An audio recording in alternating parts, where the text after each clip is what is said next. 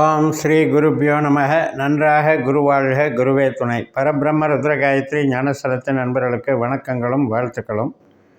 மீன லக்னத்திற்கான பதிவு இது. சூரியன் 2 நட்சத்திரங்கள் வழியாக ஒரு 26 நாட்கள், அதாவது 3ஆம் தேதியிலிருந்து 29ஆம் தேதி வரைக்கும் டிசம்பர் மாதத்தில் என்ன பலன் தருகிறார்கள் என்பது தான் இந்த பதிவில் நம்ம சொல்ல போகிறோம். இதுக்கு பேர் கண்டாந்த நட்சத்திரங்கள்னு பேர். இப்போ சூரியன் விருச்சிக ராசியில் இருக்கார், அனுஷ நட்சத்திரத்தில் இருக்கார். 3ஆம் தேதி அன்னைக்கு கேட்ட நட்சத்திரத்துக்கு மாறி 13 நாள் அங்கே இருப்பார், 16ஆம் தேதி வரைக்கும். 16ஆம் தேதி தனுசு ராசிக்கு மாறி அதில் கேது நட்சத்திரமான மூல நட்சத்திரத்தில் 13 நாள் இருப்பார். இந்த 26 நாட்களை கண்டாந்த நட்சத்திரங்கள்னு சொல்கிறோம். அதுக்கு என்ன அர்த்தம் அப்படின்னா, கண்டம் அப்படின்னா முடிச்சு, அந்தம் அப்படின்னா முடிவு.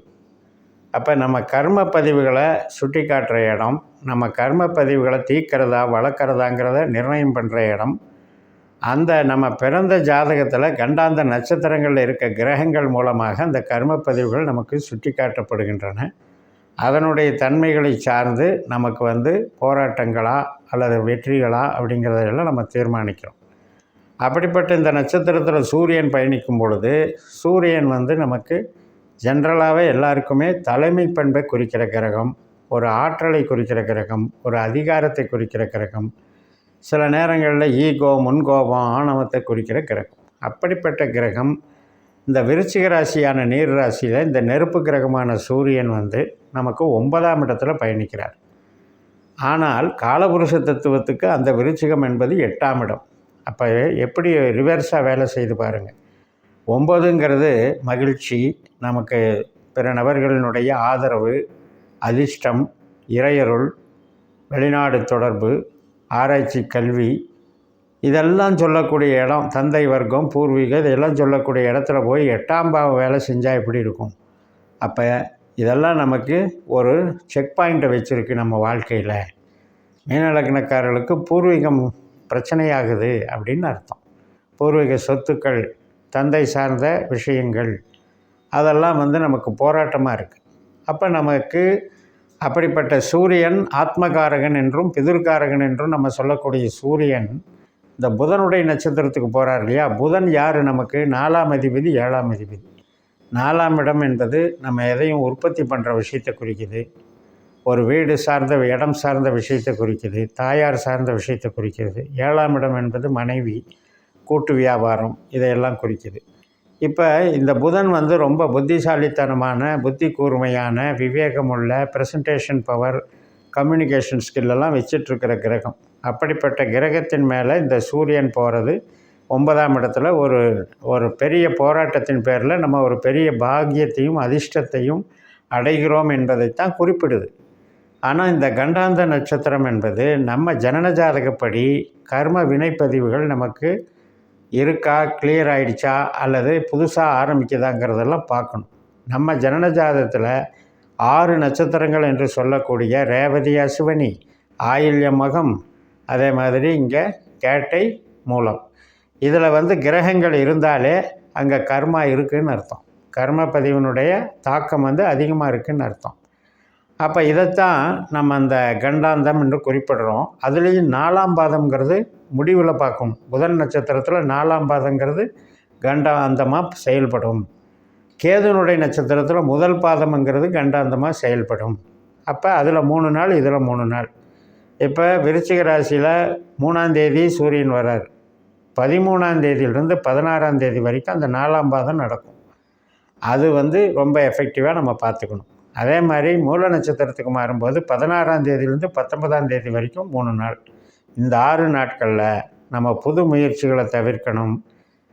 ஏற்கனவே நம்ம செஞ்சிட்ருக்கிற வேலைகள், கோட்பாடுகள், நம்முடைய உறவுகள், இதில் எல்லாம் விட்டு கொடுத்து போகணும். ரொம்ப நம்ம புது முயற்சிகளை தவிர்த்துக்கிட்டு அவசரப்படாமவும் ஓவர் கான்ஃபிடென்ஸ் இல்லாமையும் செயல்படணும். அதுதான் இந்த பதிவினுடைய நோக்கம். இப்போ நமக்கு கணிக்கணும். நம்ம ஜாதகத்தை கணிச்சு வச்சுக்கிட்டிங்கன்னா தான் உங்களுக்கு எந்த கிரகம் வேலையை கொடுக்குது, எந்த கிரகம் பதவி ப்ரமோஷனை கொடுக்குது, எந்த கிரகம் தொழில் தனஸ்தானத்தை வலுப்படுத்துது, எந்த கிரகம் உறவுகள் சார்ந்த நன்மைகளை செய்யுதுன்னெல்லாம் தெரியும். எந்த கிரகம் நமக்கு 8ஆம் பாவ 12ஆம் பாவ உபநட்சத்திரமாக நம்மளை பிரச்சனையில் ஆட்படுத்த போகிறது, கஷ்ட நஷ்டங்களை அனுபவிக்க வைக்கிறது, விரயங்களை செலவுகளை அதிகமாக்குறது அப்படிங்கிறதும் அதில் தான் தெரிய வரும். இதுதான் விதி கொடுப்பனைன்னு பேர். இதை நம்ம கோச்சாரத்தில் எப்படி அப்ளை பண்ணணும் அப்படின்னா, இந்த திசாபுத்திகள் நடக்கும்போது இந்த கோச்சாரமும் சேரும்போது அது நிகழ்வுகளாக மாறி நமக்கு பிரச்சனைகளை கொடுக்குது. இதில் தான் ஜோதிடத்தினுடைய சூட்சுமம் இருக்குது. ஆனால் நம்ம என்ன நினைக்கிறோம், 9ஆம் இடத்துல கிரகம் இருக்குது நல்லது அப்படின்னு பொதுவாக நினச்சிட்றோம்.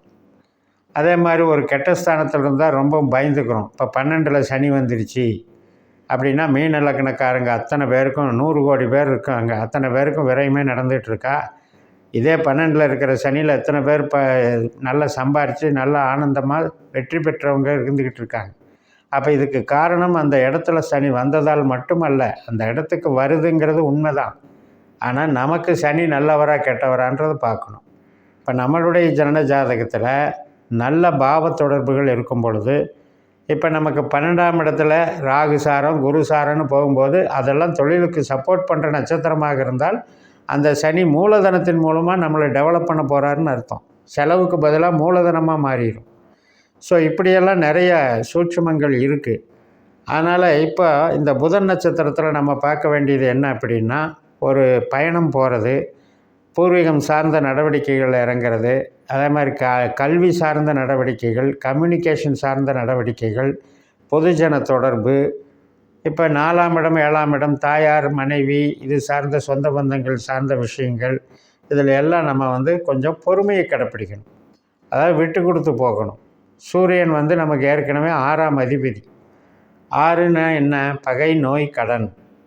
அப்போ அது சார்ந்து நமக்கு அது இயங்கும். அப்போ புதன் மேலே போகும்போது அந்த அவசரம் இல்லாமல், ஒரு ஓவர் கான்ஃபிடென்ஸ் இல்லாமல் பொறுமையாக சகிப்புத்தன்மையோடு செய்யக்கூடிய காரியங்கள்னால பிரச்சனை இருக்காது. அந்த 4ஆம் பாதம் வரும்பொழுது நம்ம புது முயற்சிகளை தவிர்க்கணும். அதே மாதிரி மூலம் 1ஆம் பாதத்தில் 16லேருந்து 19 போகும்போது ரொம்ப நமக்கு சிந்தனை சிதறல்கள். இப்போ நமக்கு அது தொழில் ஸ்தானம் இல்லையா, அப்போ திடீர்னு ஒரு ஆப்பர்ச்சுனிட்டி வருது, நான் அந்த தொழிலை எடுத்து நடத்த போகிறேன் அப்படின்னு நம்ம அவசரப்படக்கூடாது. அந்த நேரத்தில் பொறுமையாக யோசிக்கணும். ஏன்னா கேது 7ஆம் வீட்டில் இருக்கார். 7ஆம் வீடுங்கிறது என்ன, ஒரு புது நபர்களை சந்திக்கிறது.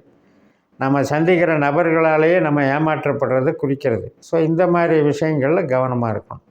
அப்போ அந்த கேது மூலமாக அந்த சூரியன் நம்ம செய்கிற வேலையிலையோ நம்ம சந்திக்கிற கஸ்டமர்கிட்டையோ நம்மளுடைய தொழில் சார்ந்த நடவடிக்கைகள் மூலமாகவோ நமக்கு பிரச்சனை ஏற்படுத்துகிறாருங்கிறத புரிஞ்சுக்கணும். இதே நமக்கு 8ஆம் பாவம் 12ஆம் பாவம் உபநட்சத்திரமாக நம்ம ஜனன ஜாதகத்தின்படி நமக்கு திசா புத்தியும் நடக்குதான்னு பார்க்கணும். சூரிய திசையோ புத்தியோ அந்தரமோ சூட்சமமோ, அதே மாதிரி புதன் திசையோ புத்தியோ அந்தரமோ சூட்சமமோ, கேது திசையோ புத்தியோ அந்தரமோ சூட்சமோ நடந்தால் இன்னும் ரொம்ப கேர்ஃபுல்லாக இருக்கும். நிகழ்வுகள் 100% நடந்துடும். ஸோ இதைத்தான் நம்ம நட்சத்திர ஜோதிடம் மூலமாக நட்சத்திர சூத்திர முறையில் நம்ம ஜோதிடத்தை பார்த்து புரிஞ்சுக்கணும்னு சொல்லி நிறைவு செய்கிறேன். இந்த சேனலை சப்ஸ்கிரைப் பண்ணி ஷேர் பண்ணுங்கள். உங்கள் தனிப்பட்ட ஜாதக பலாபலன்களை என்னுடைய வாட்ஸ்அப் நம்பரில் தொடர்பு கொண்டு பலன் பெறுங்கள். உங்களிடமிருந்து விடைபெறுகிறேன். உங்கள் JMS. நன்றி, வணக்கம்.